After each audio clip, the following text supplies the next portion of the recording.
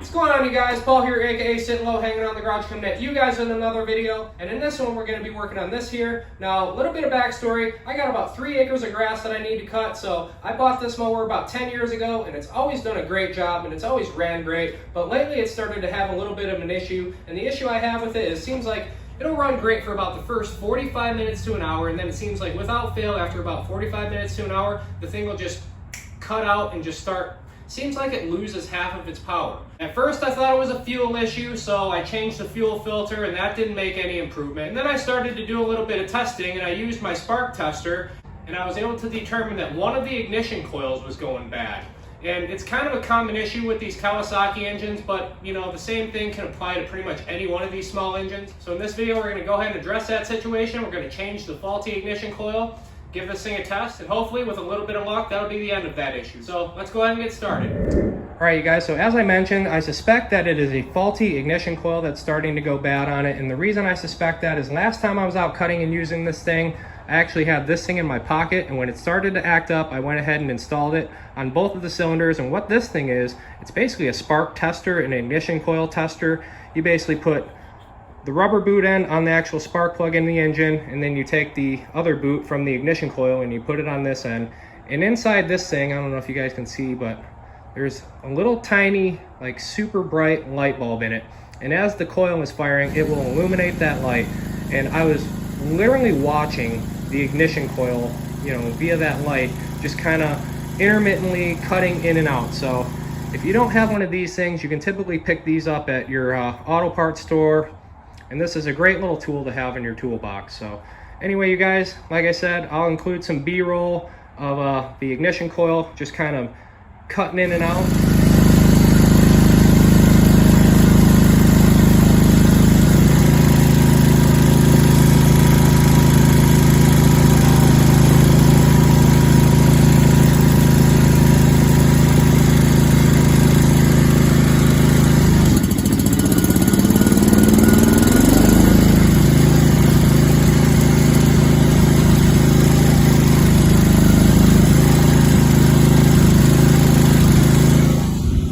Alright, so the first thing we got to do is we got to go ahead and remove this fan shroud. We got to remove this engine cover. So let's start by doing that.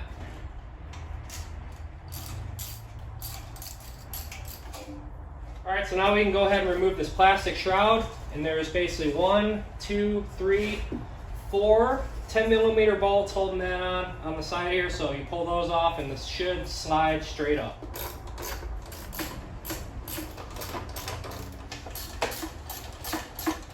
Alright, now that we got those 4 bolts out, this thing should slip straight up and off just like that.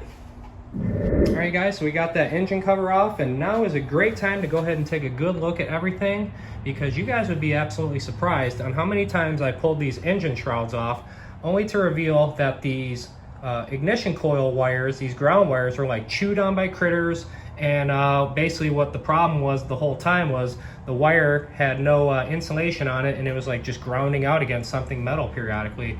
However, this doesn't appear to have any critter damage. I honestly suspect that this ignition coil is just going bad and just needs to be replaced. So like I said, I already got the coil, so we're gonna go ahead and yank that one off because that is the suspected bad one. I tested them both. That one already appears to have been replaced because it looks different than this one slightly. You can notice how this one's got more of a squared and this one is more rounded. So I suspect that that one may have already been replaced. So let's go ahead and change this one because this is the one that was acting funny on us.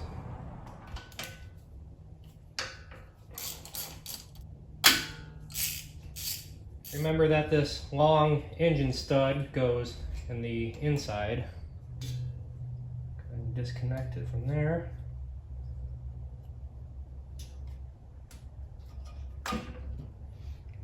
Just like that. All right, you guys, so here's the brand new ignition coil that we're about to put on this thing. And as you can see, it is a genuine Kawasaki part.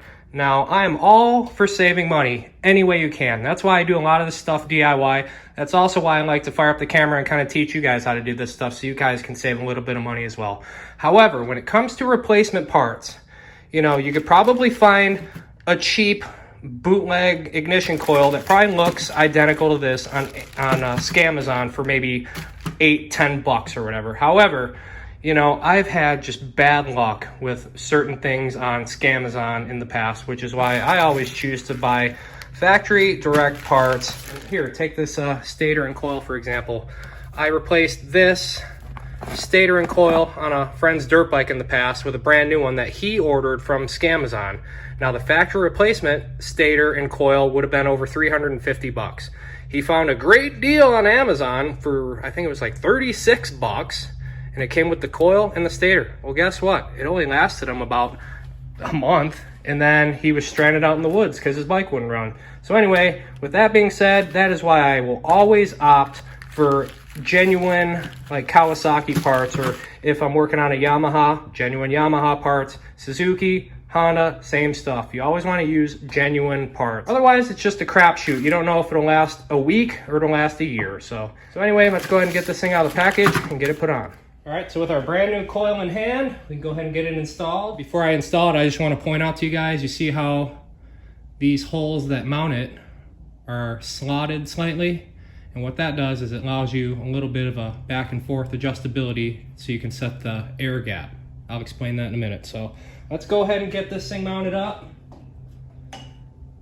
Remember, the long stud goes on the inside, closest to the intake.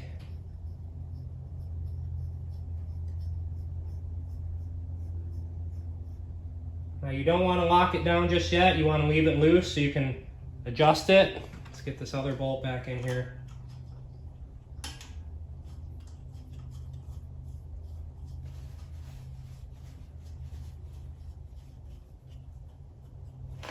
So remember how those holes are slotted, and what that does is gives you some adjustability back and forth so you can set the air gap. Now, how this thing works is the flywheel here has a stationary magnet attached to it, and when this magnet passes through this ignition coil, it creates a high voltage electrical charge which goes through this wire and fires the spark plug. So as you guys can see, this magnet here, as I bring it around, you'll notice right as it passes through, set it right in the middle. When I let go, it wants to stick to it. So obviously you can't have it sticking right to it, so what you need is to set what they call the air gap. And typically what I use to set the air gap, it's like a business card or something like that. Something not super thick. You know, typically the air gaps are set at like 10 and 15 thousandths. Now we got this card wedge in there, and we got this magnetic force kind of clamping it in there, and we go ahead and tighten it down.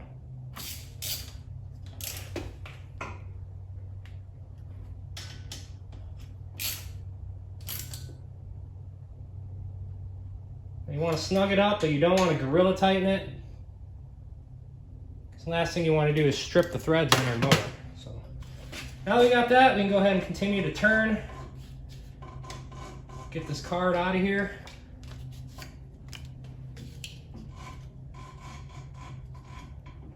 That looks really good. I mean, you can feel free to test it with a feeler gauge if you want. Which, yeah, let's do that. All right, so I got my feeler gauges out. Let's go ahead and see what we're set at. Here's 8 thou. Let's try 10 thou. 10 thou fits, but it's tight. Check this side. Yeah, 10 thou fits, but it's tight, so I'm gonna go ahead and leave it right at that. All right, so now that we got the coil locked down, we can go ahead and hook up this grounding tab. And last but not least, hook up our spark plug wire. There it goes. Nice solid click. You know, another thing that I should also mention while we're doing this is anytime you guys are working on stuff like this, always, it's a great idea to go inside and just wash your hands real quick. Just because you don't want to leave any residual like grease from the sandwich you were eating earlier or whatever, from the greasy fries you had for lunch, all over any of these wires, because that will always attract critters and that will always make them want to chew on the wires and create more problems down the road. So anytime you guys want to work on something like this, always wash your hands first. I know it seems kind of counterproductive washing your hands just to get them dirty, but at least you don't have to worry about transferring like you know, don't eat a big greasy cheeseburger and then just go do some wiring. That's a big no-no. So, but anyway, we got the new ignition coil installed. Everything's hooked up. I guess the only thing left to do now is to go ahead and put that engine cover back on, put this thing back together, and go and test it out. So let's do it. Let's go and get this cover back in place. All right, last but not least, this thingy here. All right, it's all back together now. All right, you guys, so with our new ignition coil installed, let's go ahead and fire this thing up and give it a try.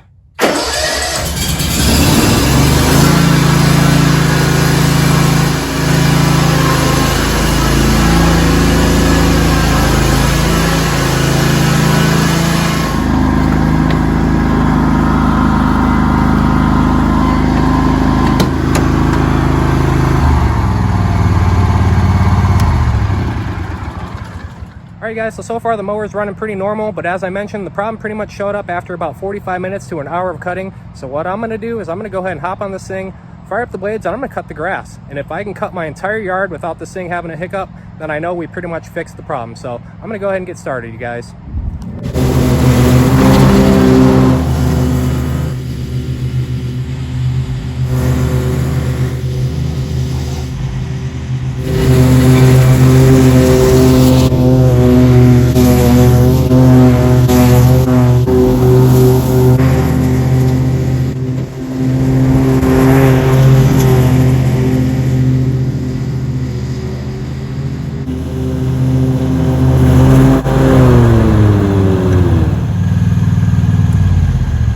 Alright you guys, so we just got done cutting, and I didn't shut this thing off one time. I literally went from beginning to end, not stopping one time, and so far it hasn't had a single hiccup.